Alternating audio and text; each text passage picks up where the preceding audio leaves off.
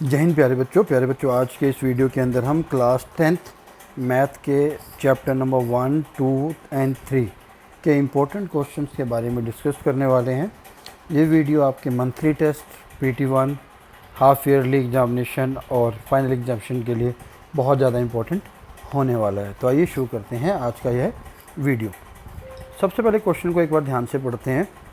If the sum of the zeros of the polynomial is √2, sum of the zeros given है √2, तो आप पहले सम of zeros लिख लीजिए और वैल्यू किसकी फाइंड आउट करनी है, के की। ठीक है, तो जो पॉलिनोमियल गिवन है पहले हम वो मेंशन कर लेते हैं। 2x² माइनस के √2x + 1। इसके बाद आपने क्या करना है, जनरल इक्वेशन लिख लेनी है so that you can compare ax² + bx + c। अब इन्होंने आपके सामने सम ऑफ जीरोस की वैल्यू गिवन है। सम ऑफ जीरोस का मतलब हमारे पास होता है अल्फ़ा प्लस बीटा, जिसका फार्मूला होता है -b/a। -b/ आप b की वैल्यू यहाँ से कैलकुलेट कर सकते हैं और a की वैल्यू यहाँ से, क्योंकि x² के साथ वाला कोफिशिएंट a की वैल्यू है और x के साथ वाला कोफिशिएंट b की वैल्यू है। ठीक है, अल्फ़ा प्लस बीटा की वैल्यू आपको √2 गिवन है, माइनस b का जो b की वैल्यू यहाँ से है -k√2, क्योंकि जनरल इक्वेशन में प्लस होता है पर ऊपर इक्वेशन में माइनस है। ठीक है, और a की वैल्यू हमारे पास 2 है। ठीक है, 2 को √2 से मल्टीप्लाई कर दिया तो √2 आ जाएगा, माइनस को माइनस से मल्टीप्लाई किया तो प्लस हो जाएगा k√2। √2 से √2 कैंसिल हो गया और k की वैल्यू हमारे पास आ गई 2। तो यही आंसर है। ठीक है, जो चीज़ गिवन है आपने उसी का इस्तेमाल करके सॉल्व करना है। पॉलिनोमियल में जनरल इक्वेशन बहुत इंपॉर्टेंस रखती है। सेकंड क्वेश्चन है, if 2 positive integers p and q can be expressed as.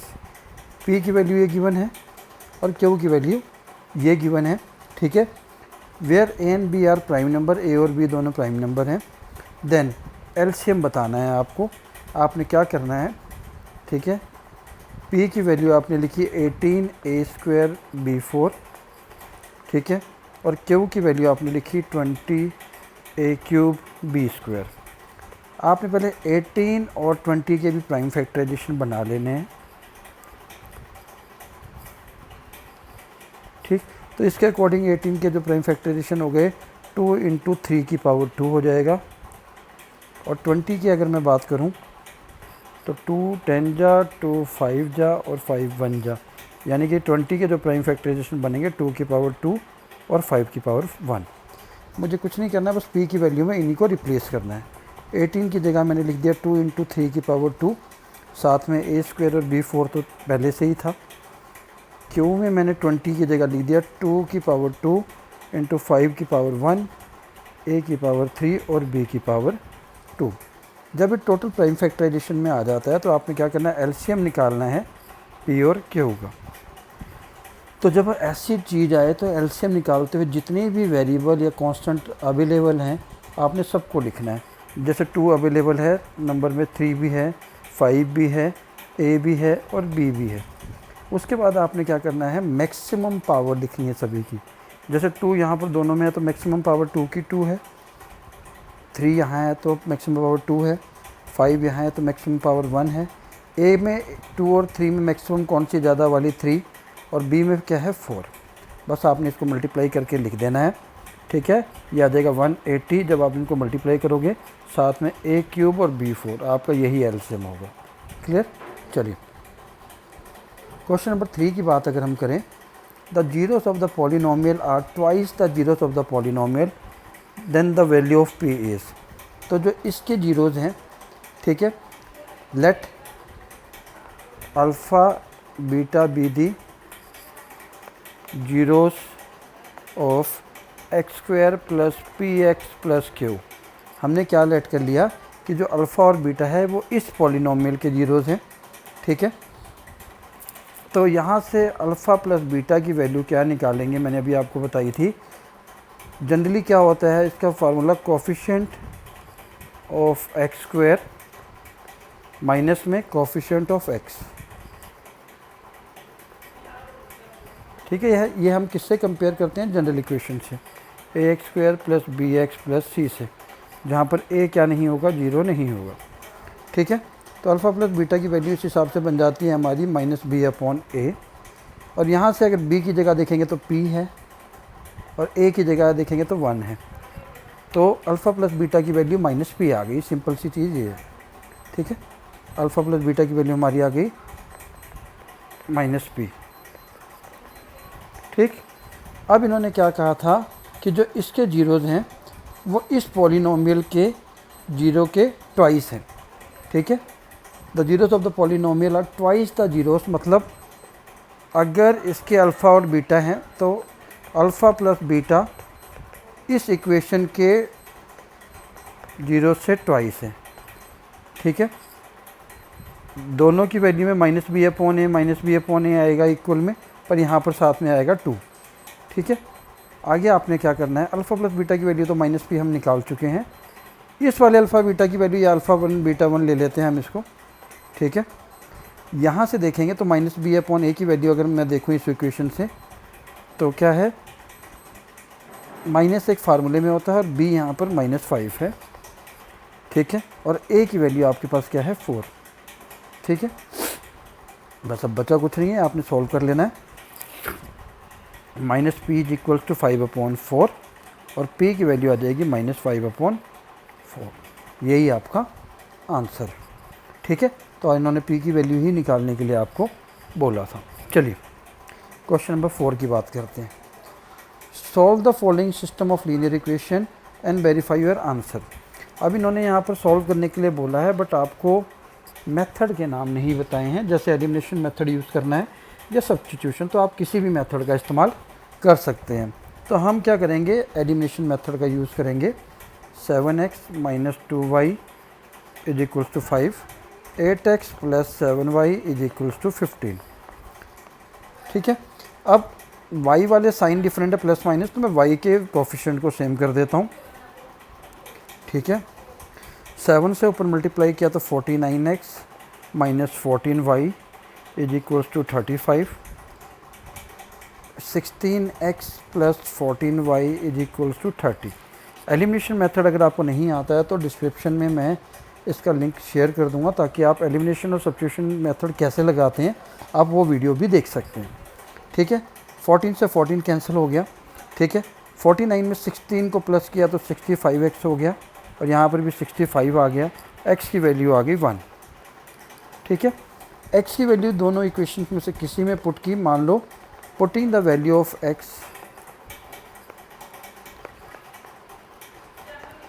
Equal to 1 in equation 7x - 2y is equal to 5। इसमें मैंने x की जगह 1 पुट कर दिया,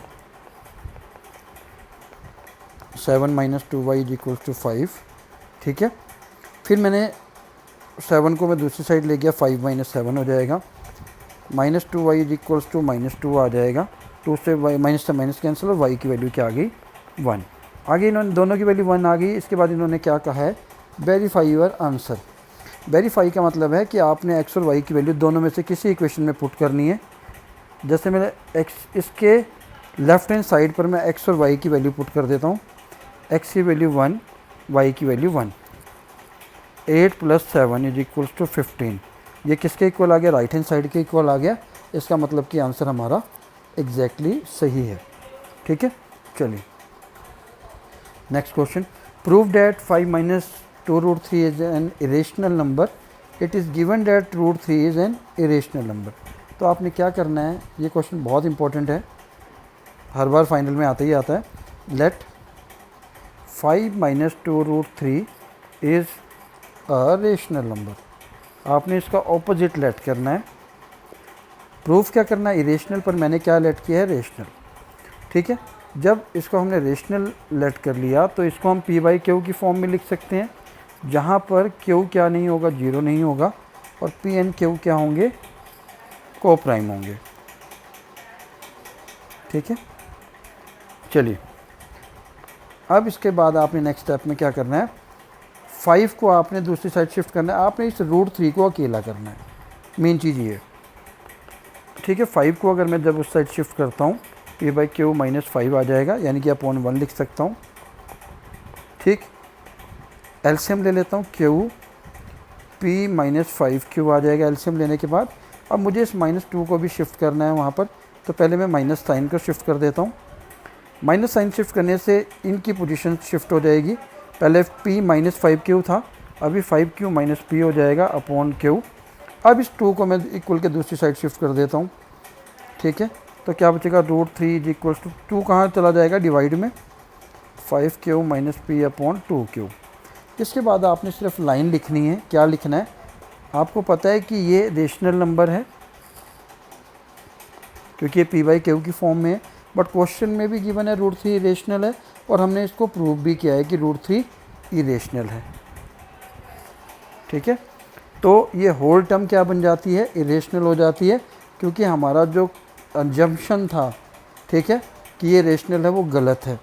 तो आप फाइनली लिखोगे as this is rational number but we know that √3 is irrational, so our assumption stands incorrect, therefore 5 - 2 √3 is an irrational number, ठीक है। चलिए question number 6, show that this is a composite number. Composite number के लिए आपको composite number के बारे में पता होना चाहिए। कंपोजिट नंबर क्या होते हैं, जिसके 2 से ज़्यादा फैक्टर होते हैं, मोर देन 2 फैक्टर्स। तो वो आपके ऊपर डिपेंड करता है कि आप इस इक्वेशन को कैसे 2 फैक्टर से ज़्यादा दिखा सकते हैं, तो आपका आंसर सही होगा। लेकिन आप अगर ये लिखते हैं चीज़ें बेसिक, तो इसके आपके नंबर कटने के चांसेस कम हो जाते हैं। अब मैं इक्वेशन को दोबारा लिखता हूँ, 5 × 11 × 17 प्लस 3 × 11। अब आप देखेंगे यहाँ पर भी 11 है और यहाँ पर भी 11 है, तो मैं 11 कॉमन ले लेता हूँ। ब्रैकेट में क्या बचेगा, 5 × 17 प्लस 3, ठीक है। 11 5 × 17 85 प्लस 3। 85 को जब मैं चेंज करूँगा तो 88 हो जाएगा, 85 प्लस 3 88 हो जाएगा। फर्दर मैं 11 और 88 को कैसे लिख सकता हूँ, 11 × 8, ठीक है। मुझे सारे प्राइम फैक्टर चाहिए, तो 8 को भी मैं प्राइम फैक्टर में जब कन्वर्ट करूँगा तो ये आ जाएगा 2 की पावर 3। अब यहाँ पर आप देख सकते हैं कि 2 से ज़्यादा फैक्टर हैं, क्योंकि इसमें हम 1 को भी लिखते हैं, ठीक है। क्योंकि प्राइम नंबर क्या कौन से होते हैं, जिसके 2 ही फैक्टर होते हैं, या तो 1 या नंबर इटसेल्फ। तो हम वहाँ पर 1 को काउंट करके 2 फैक्टर बनाते हैं। तो यहाँ पर भी आप 1 लिख सकते हैं और लिखेंगे as it have more than 2 factors this whole term will be a composite number. Clear, आपने लास्ट में लाइन जरूर मेंशन करनी है। क्वेश्चन नंबर 7 की बात करते हैं। The pair of linear equation represent, क्या रिप्रेजेंट करता है, तो सबसे पहले आप इक्वेशन देख लीजिए। 2x = 5y + 6 है, तो इसको मैं पहले स्टैंडर्ड फॉर्म में लेके आता हूँ। दोनों ही डिजिट को इस साइड ले आता हूँ, लेफ्ट हैंड साइड पर। 2x - 5y, चलो 6 को वहाँ पर छोड़ सकते हैं, कोई ज़्यादा फर्क नहीं आएगा, बट y वाली टर्म को इधर शिफ्ट कर देते हैं। सेकेंड इक्वेशन थी मेरे पास 15y = 6 - 18, मैं x वाली टर्म को इस साइड शिफ्ट कर देता हूँ। 15y - 6x = -18, ठीक है। फिर से इसको एक थोड़ा सा हमें चेंज करना पड़ेगा, क्योंकि यहाँ x की टर्म पहले है और यहाँ पर बाद में, तो मैं इसको लिख सकता हूँ -6x + 15y = -18। जनरल इक्वेशन क्या है, ax + by + c = 0। यहाँ से पहली इक्वेशन से a1 की वैल्यू आ जाएगी 2, b1 की वैल्यू -5 आ जाएगी और c1 की वैल्यू आ जाएगी 6। अगर आप इक्वल के इस साइड लेके आएंगे तो -6, ठीक है। चलिए यहाँ से क्या आएगी, a2 की वैल्यू आएगी -6, b2 की वैल्यू आ जाएगी 15 और c2 की वैल्यू आ जाएगी 18, ठीक है। यहाँ से आपने चेक करना है a1/a2 निकालना है, ठीक है। a1/a2 अगर मैं निकालता हूँ तो 2/-6 यानी कि -1/3 आएगा। b1/b2 मैं निकालता हूँ तो -5/18 सॉरी 15 है, यहाँ से भी -1/3 आ गया। और c1/c2 अगर मैं निकालता हूँ तो -6/18, यहाँ से भी -1/3 आ गया। ये तीनों इक्वल आ गए। तो तीनों जब भी इक्वल आते हैं तो हमारी कंडीशन क्या होती है, a1/a2 = b1/b2 = c1/c2 है। तो ये क्या है, कोइंसिडेंट लाइंस हैं, ठीक है, और इसके मैनी सॉल्यूशन होंगे। तो इन्होंने पूछा था कि क्या रिप्रेजेंट करता है, तो ये कोइंसिडेंट लाइन को रिप्रेजेंट करता है।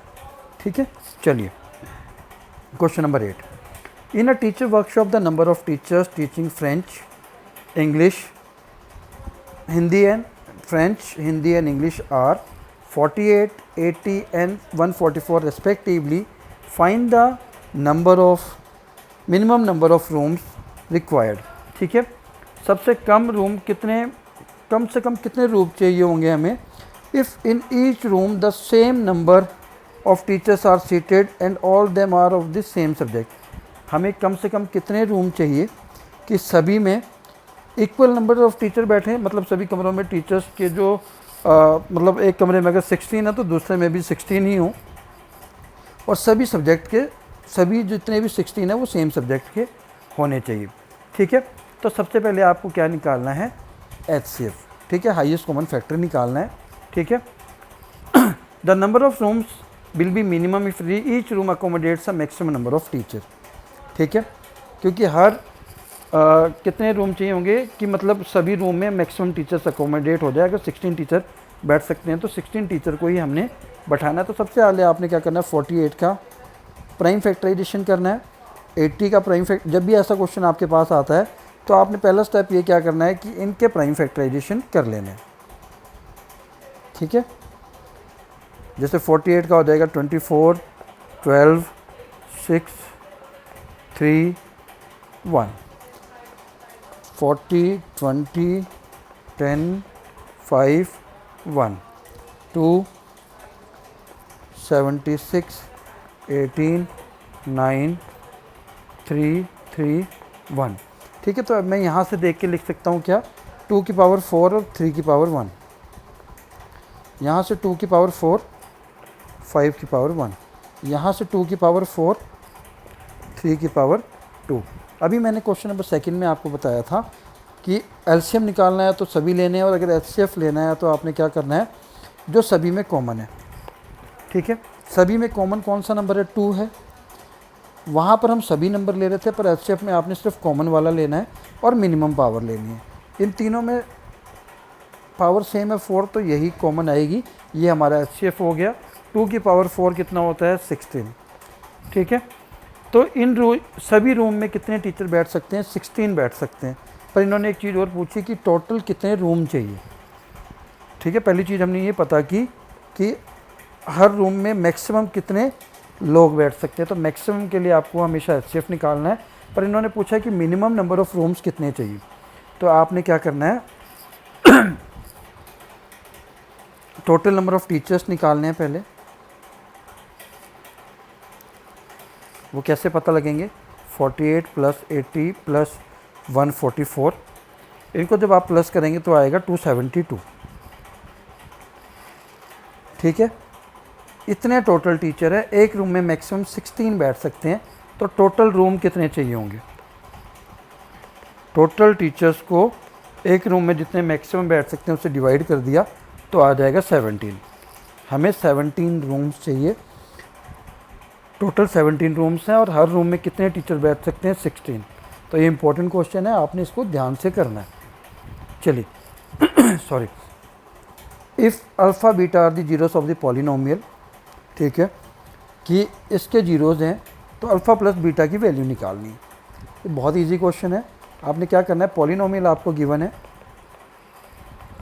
अगर आप इसको ध्यान से देखें तो ये हमें फार्मूला बनता है a² - b², यानी कि a - b और a + b। तो यहाँ से मैं इसी को इसमें ब्रेक कर देता हूँ, x - 1 और x + 1 में। ठीक है, तो जब मैं x - 1 को 0 के इक्वल रखूँगा और x + 1 को 0 के इक्वल रखूँगा तो अल्फ़ा और बीटा की वैल्यू आ जाएगी। एक साइड में मेरे पास 1 आ जाएगा और एक साइड आ जाएगा -1। ठीक है, तो ये जो दो वैल्यू हैं, एक अल्फ़ा की वैल्यू है, दूसरी बीटा की। इन्होंने हमें अल्फ़ा प्लस बीटा की वैल्यू निकालने के लिए बोला है। अल्फ़ा की वैल्यू थी 1, बीटा की वैल्यू थी -1, तो 1 और -1 कितना हो जाएगा, 0। यही आंसर। ठीक है, चलिए question number 10। If alpha beta are the zeros of the polynomial then, इसकी वैल्यू निकालनी है।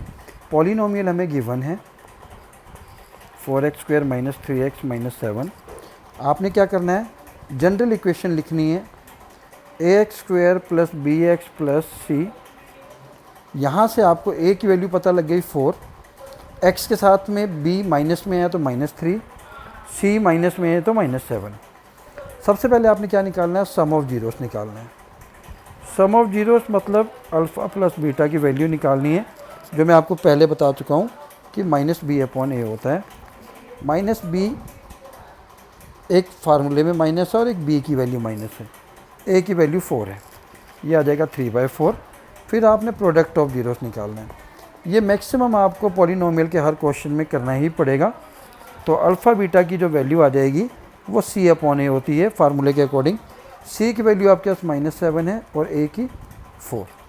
ठीक है, अब इन्होंने हमें निकालने के लिए बोला क्या है, 1/अल्फ़ा और 1/बीटा की वैल्यू। आपने कुछ नहीं करना है, दोनों का एलसीएम ले लेना है। इन दोनों का एलसीएम लेंगे तो अल्फ़ा बीटा ही आएगा और ऊपर आएगा beta plus alpha. Beta plus alpha is nothing but alpha plus beta, तो इसकी वैल्यू आपके पास 3/4 है।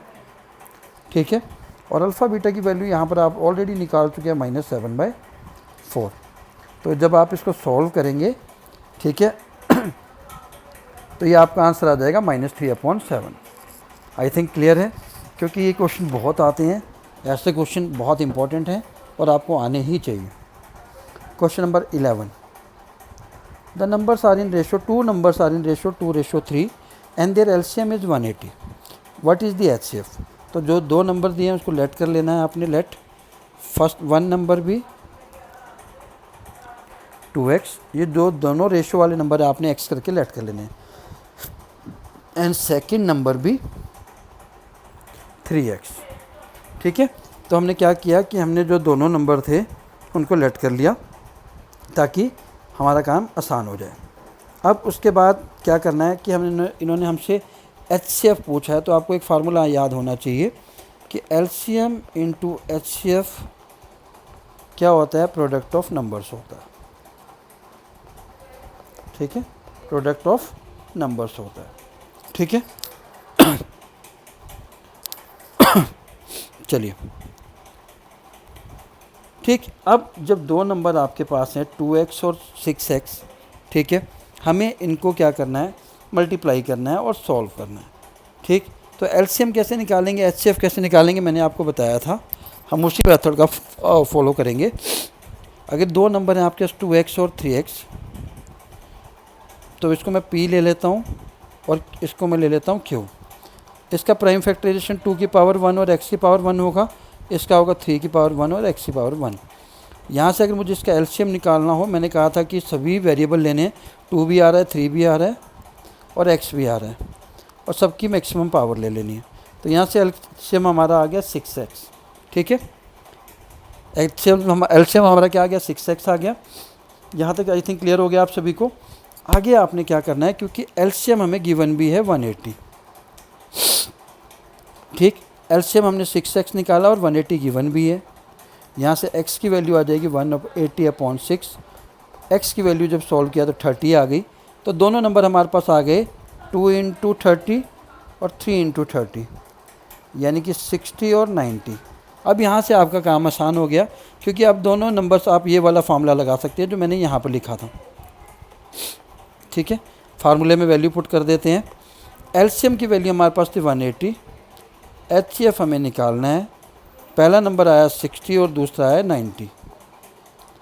ठीक है, 180 को हम डिवाइड में ले जाएंगे, सॉल्व कर लेंगे, तो एचसीएफ की वैल्यू हमारे पास आ गई 30।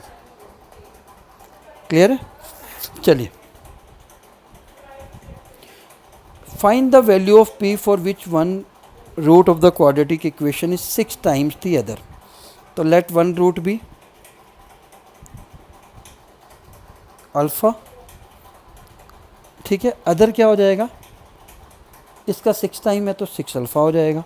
सिंपल सी चीज़ है। अगर आपने ये क्वेश्चन बहुत आते हैं, ध्यान से करना है कि एक दूसरे का रेसिप्रोकल है, 3 टाइम्स है, तो आपने पहला रूट लेट कर लिया अल्फ़ा, तो दूसरा 6 टाइम बोला था तो 6 अल्फ़ा हो जाएगा। सिंपल सी चीज़ है।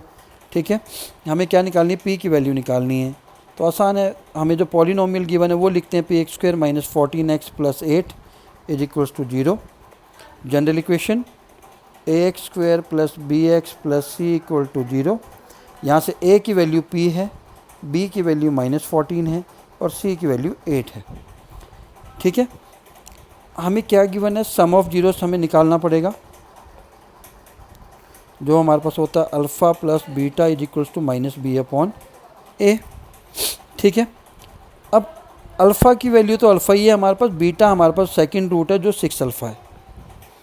क्लियर हो गया, क्योंकि बीटा मैंने 6 अल्फ़ा है ना, 6 टाइम्स ऑफ द अदर है, बोला था इन्होंने which one root of the quadratic equation is 6 times the other, तो मैंने बीटा की जगह 6 अल्फ़ा कर दिया, माइनस एक फार्मूले में भी माइनस है और एक बी की वैल्यू में भी माइनस है, ए की वैल्यू है पी, तो 7 alpha is equals to 14/p। ठीक है, ये इक्वेशन बन गई। दूसरा हमें प्रोडक्ट ऑफ जीरो से लेना है। ज़्यादातर आपका आंसर ऐसे क्वेश्चन में प्रोडक्ट ऑफ जीरो से ही आएगा। ठीक है, प्रोडक्ट मतलब अल्फ़ा इंटू 6 अल्फ़ा करेंगे तो 6c/a, c की वैल्यू क्या थी हमारे पास 8, a की वैल्यू p है। ठीक है, तो 6 alpha square is equals to 8/p। तो यहाँ से आपने क्या करना है, अल्फ़ा की एक वैल्यू निकाल कर इस इक्वेशन में पुट कर देनी है। आपके पास दो इक्वेशन बन रही है, एक ये बन रही है और एक ये बन रही है। ठीक है, आप किसी भी इक्वेशन से अल्फ़ा की वैल्यू निकाल कर, अगर आप इससे निकालते हैं तो इस वाली इक्वेशन में पुट कर दीजिए, अगर इससे निकालते हैं इसमें पुट कर दीजिए, आपका p की वैल्यू आ जाएगी। ठीक है, तो ज़्यादातर ऐसे केसेस में हमारा जो क्वेश्चन सॉल्व होता है मल्टीप्लाई वाले पार्ट से सॉल्व होता है, आपने ध्यान रखना। ठीक है, तो कोई बहुत ज़्यादा मुश्किल क्वेश्चन नहीं है, बस आपको दोनों का करना है और आपका आंसर मैं बता देता हूँ, p की वैल्यू 3 आनी चाहिए। ठीक है, कमेंट बॉक्स में करके मैसेज करके ज़रूर बताएंगे कि आपका p 3 आ रहा है या नहीं। ठीक है, चलिए आगे बढ़ते हैं नेक्स्ट क्वेश्चन की तरफ। If one of the zero of the polynomial is reciprocal, मैंने भी कहा था वही सेम चीज़, लेट 1 0 बी अल्फ़ा, तो अनदर क्या हो जाएगा इसका रेसिप्रोकल। रेसिप्रोकल अगर ये अल्फ़ा/1 है तो ये 1/अल्फ़ा हो जाएगा, सिंपल सी चीज़ है। ठीक है, फिर वही आपने करना है सम ऑफ जीरोस, यानी कि अल्फ़ा प्लस बीटा यानी कि -b/a। अल्फ़ा प्लस बीटा की वैल्यू क्या आएगी यहाँ से, -b की वैल्यू यहाँ पर 37 है, -37, और a की वैल्यू 6 है। ठीक है, तो बीटा की जगह मैं फिर वही लिखूँगा अल्फ़ा प्लस 1/अल्फ़ा इज इक्वल्स टू -37/6। पर रेसिप्रोकल वाले का आंसर ज़्यादातर आपका प्रोडक्ट वाले में से आएगा। कैसे, प्रोडक्ट ऑफ जीरोस लगाएंगे आप, फार्मूला होता है c/a। ठीक है, प्रोडक्ट ऑफ जीरोस मतलब अल्फ़ा इंटू 1/अल्फ़ा, c की वैल्यू आपके पास है -k-2, a की वैल्यू आपके पास 6 है, ये कैंसिल हो जाएंगे दोनों। 6 को मैं दूसरी साइड लेके जाऊंगा तो 6 हो जाएगा, माइनस को ब्रैकेट के अंदर मल्टीप्लाई करूंगा तो -k+2 आ जाएगा। ठीक है, यहाँ से आपने k का आंसर निकाल लेना है। k को दूसरी साइड ले जाता हूँ, 6 को इस साइड ले आता हूँ, तो 2 - 6 आ जाएगा, k की वैल्यू आ जाएगी -4। ठीक है, तो ज़्यादातर रेसिप्रोकल वाले केसेस में आपका आंसर प्रोडक्ट ऑफ जीरोस वाले में से आएगा, क्योंकि यहाँ पर अल्फ़ा से अल्फ़ा कैंसिल हो गया। ठीक है, तो c की वैल्यू आपके पास ये थी, वही पूरी की पूरी वैल्यू पुट कर दी, a की वैल्यू आपके पास 6 थी, पुट कर दी और सॉल्व कर लेना है। आई थिंक ये ज़्यादा ईजी है आपके लिए। ठीक है, चलिए question number 14, prove that root 5 is irrational. इसके मेरे चैनल पर बहुत सारे वीडियो है, मैं डिस्क्रिप्शन में भी उसका लिंक शेयर कर दूंगा, प्लीज़ वॉच द डिस्क्रिप्शन, क्योंकि ये क्वेश्चन सबसे ज़्यादा इंपॉर्टेंट क्वेश्चन है चैप्टर 1 से, जो हर बार आता ही आता है। और एक इसका एग्जांपल मैं कर चुका हूँ, जो हमने किया था 5-2√3 वाला, तो वो भी सेम ही है। ठीक है, आप इसको डिस्क्रिप्शन बॉक्स से कर सकते हैं। Question number 15, if the equation represent 2 intersecting lines. ठीक है, इन्होंने क्या कहा कि ये दोनों जो इक्वेशंस हैं अगर इंटरसेक्टिंग लाइन को रिप्रेजेंट करती हैं तो k की वैल्यू निकालो। इंटरसेक्टिंग लाइन की कंडीशन क्या होती है, a1/a2 is not equal to b1/b2। तो जनरल इक्वेशन है ax + by + c = 0। तो यहाँ से a1 की वैल्यू आ जाएगी हमारे पास k, a2 की वैल्यू आ जाएगी 3, क्योंकि x के साथ वाला कोफिशेंट a है, y के साथ वाला b है। b की वैल्यू आएगी -2 b1 की, और b2 की वैल्यू आ जाएगी यहाँ पर कुछ नहीं मतलब 1 है, ठीक है। c की वैल्यू -3 c1 की, और c2 की वैल्यू -5। पर हमें c1 और c2 की वैल्यू से कुछ भी लेना देना नहीं है हमारा, क्यों? क्योंकि हमारी कंडीशन यहीं तक फॉलो होती है। a1 की जगह मैंने k ले लिया, a2 की जगह मैंने 3 ले लिया, नॉट इक्वल का साइन नॉट इक्वल ही रखना है। b1 की वैल्यू -2 है, b2 की वैल्यू 1 है, 3 को दूसरी साइड ले जाओ तो k is not equals to -6, यही हमारा आंसर है। क्लियर? चलिए, divide the polynomial by this and write the quotient and remainder. तो 4x² + 4x + 5 को हमें डिवाइड करना है 2x + 1 से। तो पहले आपने x की पावर को सेम करना है और x के कोफिशिएंट को सेम करना है। x की पावर यहाँ 1 है, 1 को 3 करना होगा अगर मुझे, तो मैं x की पावर 2 से मल्टीप्लाई करूँगा, क्योंकि मल्टीप्लाई में बेस ऐड होते हैं। तो x² तो चाहिए मुझे, सॉरी यहाँ पर 2 है 3 नहीं, तो 1 से करना पड़ेगा, ठीक है। x1 मिल गया, पर यहाँ पर 4 है और यहाँ 2 है, तो 2x से मल्टीप्लाई करना पड़ेगा ताकि 4x आ जाए। अब मल्टीप्लाई करते हैं इसको, यहाँ पर हमारे पास बचा था 2x + 1। अब इस 2x को इन दोनों से मल्टीप्लाई करना है, 4x², 2x को 1 से किया तो 2x आ जाएगा। साइन चेंज कर दीजिए, माइनस माइनस कैंसिल आउट हो गया, 2x + 5।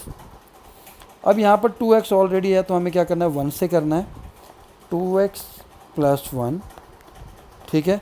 ये कैंसिल आउट हो गया, ये माइनस से बचा 4, तो ये हमारा कोफिशिएंट हो गया, और ये हमारा रिमाइंडर हो गया। ये हमारा क्या है, डिवाइज़र, ठीक है। तो यही चीज़ें आपने बतानी थी, और अगर आपको आंसर चेक करना है आप कर सकते हैं। 2x + 1 और 2x + 1 को मल्टीप्लाई करेंगे, यानी कि स्क्वायर लगाऊंगा, तो 4x² + 1 + 4x आएगा, ठीक है।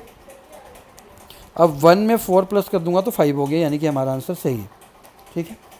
क्वेश्चन नंबर 17 की बात करते हैं। Father's age is 3 times the sum of the ages of his 2 children, ठीक है। इसको करने के 2-3 तरीके हैं, या तो आप दोनों चिल्ड्रन की एज को अलग अलग करके लेट कर लीजिए, x, y, z 3 वेरिएबल आ जाएंगे, तो हम इसको 3 वेरिएबल बनाने की जगह हम इसको 2 में सॉल्व करेंगे, ताकि हमारा क्वेश्चन मुश्किल होने की जगह क्या हो जाए, आसान हो जाए, ठीक है। तो हमें करना क्या है, लेट, इन्होंने फादर की प्रेजेंट एज पूछी है ना, तो हम प्रेजेंट एज ही निकालेंगे। चलिए, लेट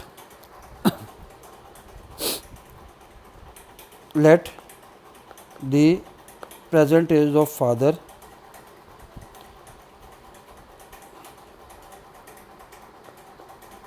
x ईयर्स, ठीक है।